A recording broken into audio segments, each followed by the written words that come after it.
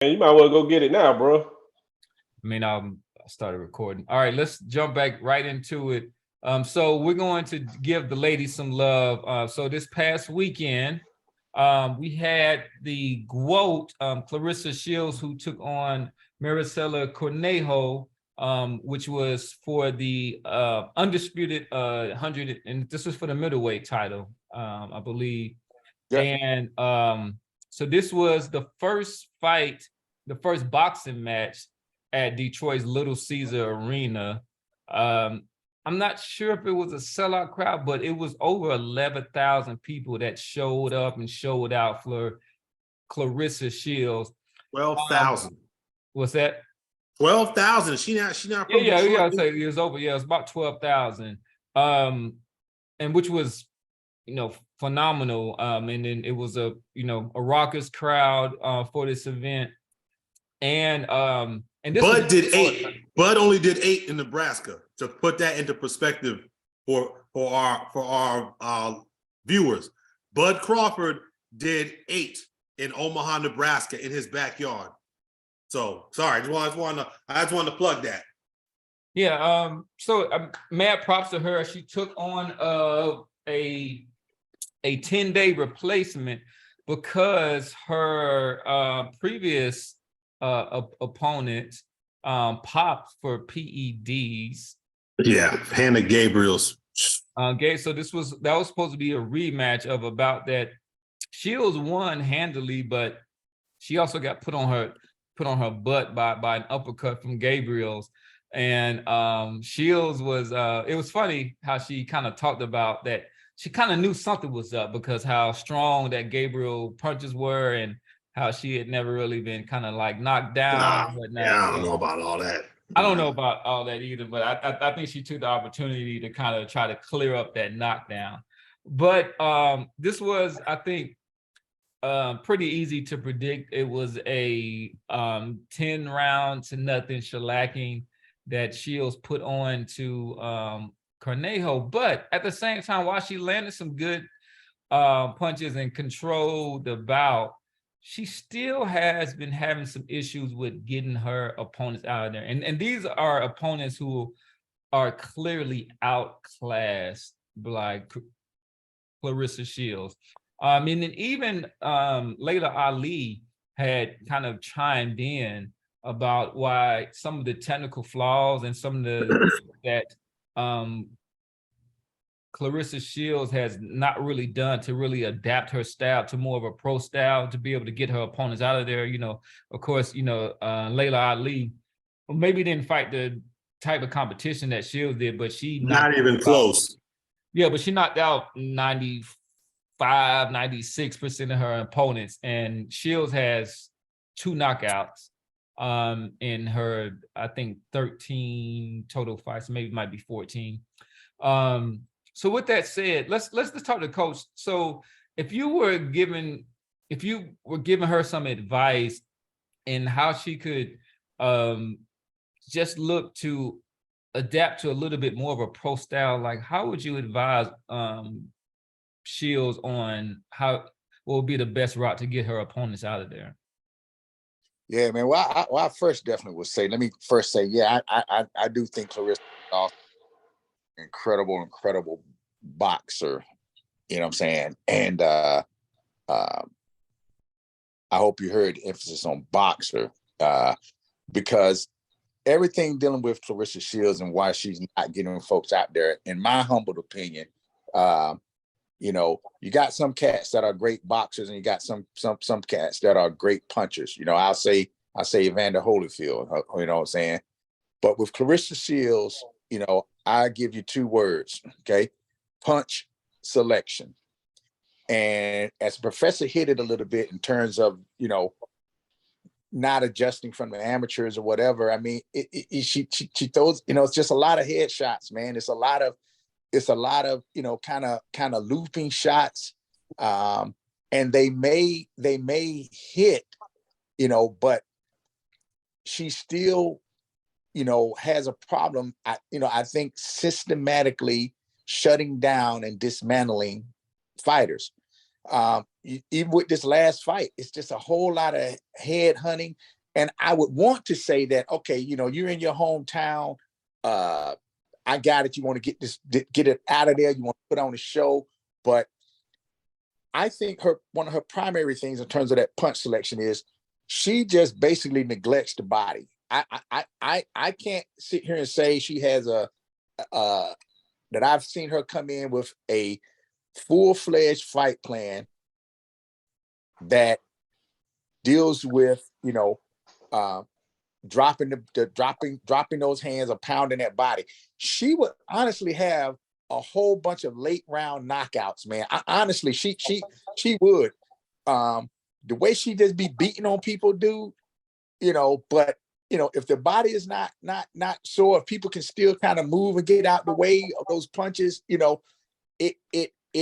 loses that compound effect when you're only just head hunting, because a lot of those head hunting shots can tend to miss. So that first thing is absolutely punch selection. Second thing, you got to execute and get a kind of balanced approach to your fight game, which should include that daggone body work, and as much punches as she throws to the head, right? So the third thing would be find that balance of taking those combinations and putting some of them downstairs and learning how to change levels on it, man. I think one time I tried to count how many headshots she threw when the girl was up on. I think Claressa maybe threw 6-7 shots. Which is awesome, bunches of punches, but they were all up top. And Hannah and the girl, I called her Hannah, and the girl was raising up because Claressa was throwing so many punches, man, like flies around Dookie. The girl's hands raising up, and all this down here is open. Mm-hmm. And when you go back and look at that fight, look at how many times on the inside that Claressa had clear shot at that daggone sternum. I'm telling you, take a look at the body work that was neglected. And so my thing of it is just those three things, man. It would be punch selection, absolutely body work, and then that third one is a two. Third one is a combination of the two. Don't just throw 7 punches at the and neglect the body when you throwing your combinations.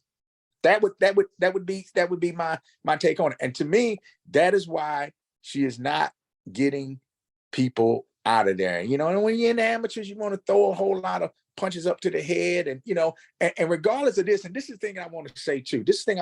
Because if it's seen, and I love Claressa to death, and I think she is on the numbers, she is the best thing out there. So let me clearly say that. But the fact stands is this: we all might say, guess what? I don't give a damn. She winning, but it's gonna come back, and that thing is gonna haunt her. And she might not care. That's fine. She might not care. But down the road, that legacy gonna be, she whooped people's ass, but she hit like a feather. She couldn't get nobody out of there. And that she might say, I don't give a damn. I got the belts, I got the title, I got the back. I got it. And all of us as boxers have some pride. But you can't tell me that she don't want to get folks out of there, because it leaves the question. It leaves the question to those women in the past, Layla Ali or whoever, who was dropping jokers. Man. So tell she want to. You can tell, you're right, Dave. You can tell how she was throwing that overhand right. She listening, she hears it. She hears it. Yeah, she wants to, but she doesn't necessarily hear her corner. Her corner was begging for some body work. So with that said, so Boston Jared, do you think that plays into like boxing IQ, right? Because the high level boxers, like, they know how to systematically break down a fighter, right? A lot of the time it's almost that she is, to me, almost this, kind of a wind-up doll, right? You know what I'm saying? Like, she might be countering, she doing that, but she throws punches that might not even be sure that where she's placing them, but they're towards the head or whatnot. But I don't necessarily see her just kind of I do see some ring generalship or whatnot, but I don't necessarily see her just really systematically breaking down her opponents. Look, if you consider discipline a part of ring IQ, then the answer to your question is yes. But if yeah, so then the answer to your question is yes. I wasn't sure, if discipline and ring IQ, you group those two together. But if you do, then yeah, the answer to your question is yes, it is a ring IQ issue. Why are you going out there throwing the same few punches over and over again? I mean, if she had that Deontay Wilder overhand right that she was throwing, it hardly landed. I mean, I got to go back. I didn't keep count, but it seemed like every time she threw that Deontay Wilder punch, she was swinging and missing. The distance was wrong. The timing was all wrong, and it was like, yeah, like, what are you trying too hard? Like, so yeah, maybe it is. It's poor ring IQ. Let me answer. Yeah, and let me say one other thing just to kind of to really amplify Jared's point. I had a fighter. We were fighting a bum fighter, man. We was in the Masonic Temple up at Norfolk, and this fighter was a bum. That the opponent, we should have stopped him, and we didn't stop. The fight went the distance, and I told my fighter, even though he won fast, it looked great. I told him, and here's the lesson, going back to that ring IQ and the discipline that Jared just talked about. This is what I told my fighter. I said, let me tell you something, man. You got to learn to throw the punches that a fighter is allowing you to hit him with, and not throw the punches that you just want to throw. This fighter was shorter than my fighter, which was already a shorter fighter, 126. This fighter was bending down, and my fighter was throwing no uppercuts, all straight punches that was going over the head, and high hooks that was going over the head. And so that lesson is one of the things that I would say to Claressa is, you got to throw the punches that that the opponent is allowing you to hit him with, and not the punches that you want to throw. I mean, it's like why if this hand is up, why and the other hand is open, why am I throwing punches over here? Yeah. So just that simple thing, man. Throw the punches that fight is allowing you to hit, because when you do that, it's going to open things up, and then you can throw the punches that you want to throw. And she's got a reputable trainer, right? In John David Jackson. John David Jackson is a reputable, established guy in the world of boxing, as far as I know. No, yeah, right? I mean, I think, so even it's not if like she doesn't have the right coaching. It's not like she's not getting it. You put it out. It's not like the corner is not telling her this. She's just not going out and executing for whatever reason. I think you can just listen to what the corner was saying. This was not somebody who was cheerleading and just happy to be there. Like, oh, you doing good? You about to do this? Like, he was, telling her the right things to do and trying to, you are winning the fight, but Claressa, these are the things that you need to do. And then she would necessarily just kind of replicate what was going on in the previous round. Yeah. Casual Rand, we'll wait for you, but we want to kind of bring you in to kind of close out this segment. But the thing that I wanted to hear from you is that, do you think that with her style, I mean, she is clearly the face of women boxing, but do you think that with her style now, that this is a fan-friendly style, that this is something that is gonna want people to come out? No. I mean, even though she sold out her hometown arena, I mean, just the backlash of everything on social media, discrediting her, even though she has tons of accolades, and you know what I'm saying? And I like watching her fight, but to casual fans, I don't think it moves the needle and make casual fans want to watch female boxing. Like earlier this year, female boxing came out with a spark, Dave, who was the fights earlier, like in March? Well, hey man, I mean, of course, Alicia Baumgartner is Baumgartner a different reason. And I'm a dude, hey. but who were the other Soriano? Yeah, man. Sorry, hey, Um, she can You ready mean to say Serrano, Amanda Serrano? yeah, Toronto. yes, Serrano. Yeah, so these, I mean, those were exciting fights. You know what I'm saying? The beginning of the year, women's boxing came out like a wrecking ball. But I guess Clarissa Shields, if it ain't uh, viable opponent, then she's gonna have to have a strong undercard to make people like this is a must see event. Because Let me ask, I think she became so good that people are automatically like, man, she's gonna beat this girl up. Well, I ain't even gonna watch is it. that it? Because this is what I want to ask y'all. Let me ask you this.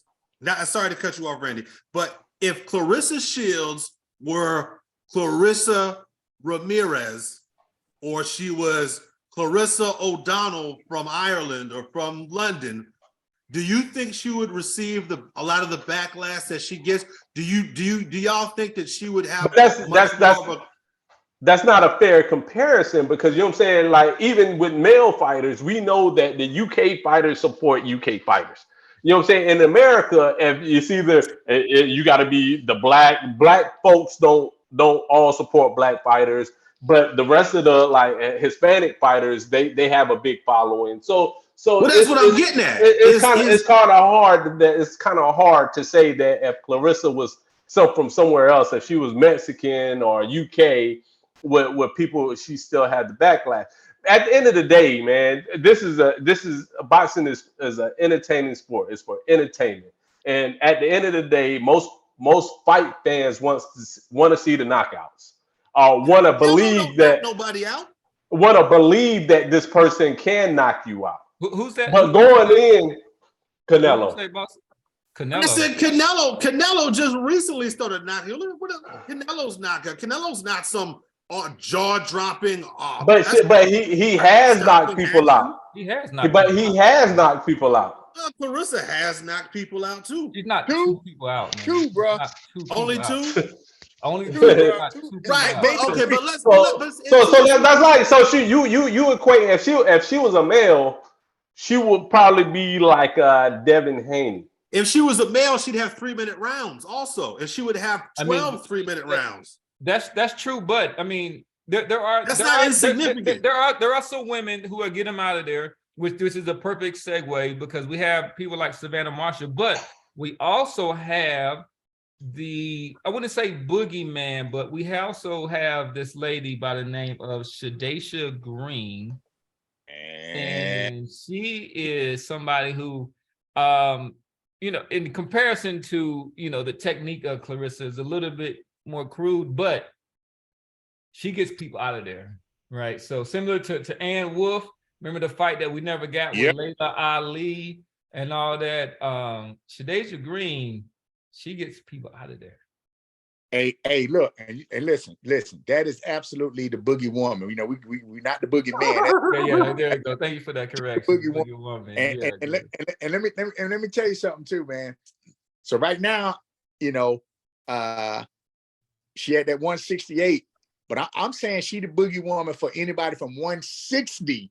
Yeah, Clarissa I think Shields she down to 60. Yeah, up to 168, and I say that just because as she grows and those big money fights and stuff come out there, you know what I'm saying?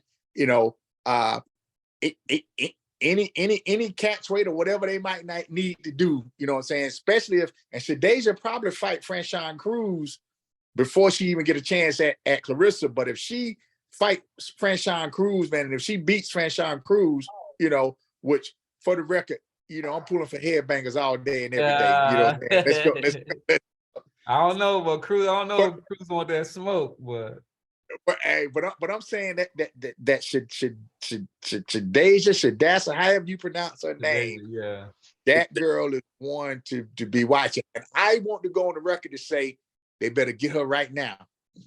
They better get her right now because down the road. You mean Clarissa? Yeah. I'm Clarissa, Franchon, Christina Hammer, whoever, Marshall, Savannah Marshall, whoever. Yeah. All the women that's ranked up in that division, they better get that girl like right now. Because down the road, Yeah, She's right. So gonna be right a now pro, bro.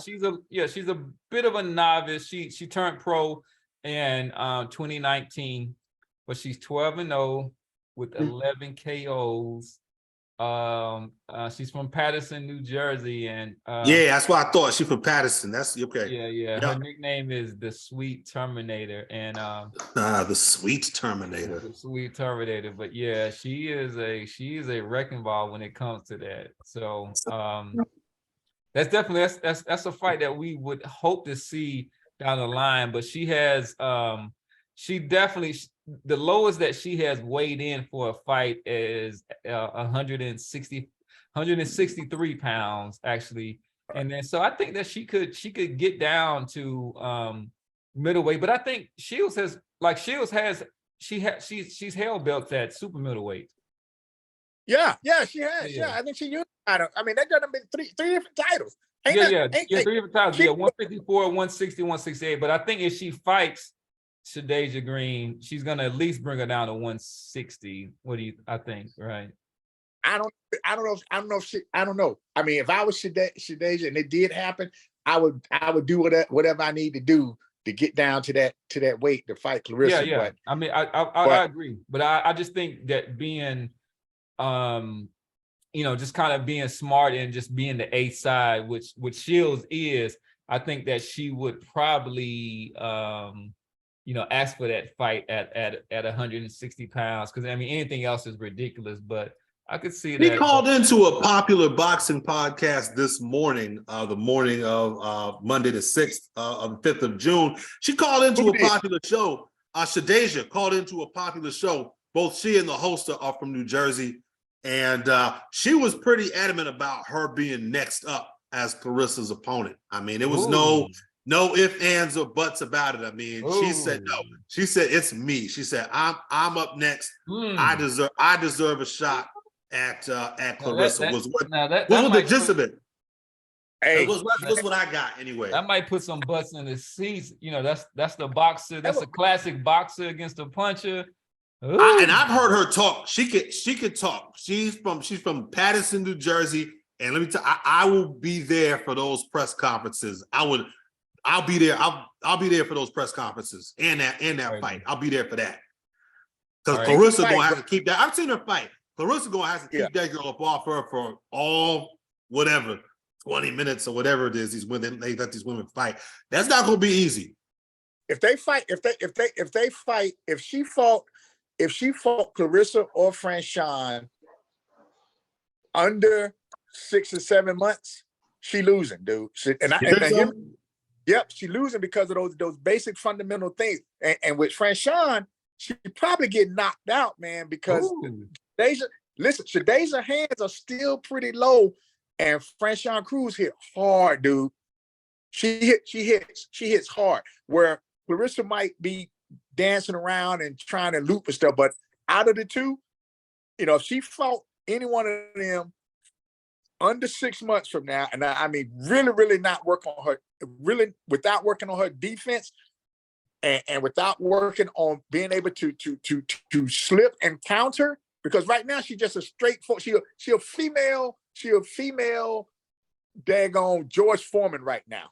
That ain't half bad though. I mean, that ain't. I think Foreman ain't terrible. There's worse things to be. Yeah, Foreman has some underrated boxing skills. I think that he had a very formidable jab, and he had a pretty good ring IQ. I mean, it looked rudimentary against Muhammad Ali, but the guy was 4 years old or something like that at the time. Right, but especially considering we just spent 30 minutes criticizing Claressa Shields' ring IQ, right? I mean, hey man, but Deja needs some head movement, dog. Now, listen, man, she gonna be. I mean, do she? If she know where the punches are going, if Claressa's head, she need some head movement in her defensive game, and 4 months she can get there. I'm telling you, I even say 4 months of hard work she can get there, bro. So let me take it from 6 months to say 4 months.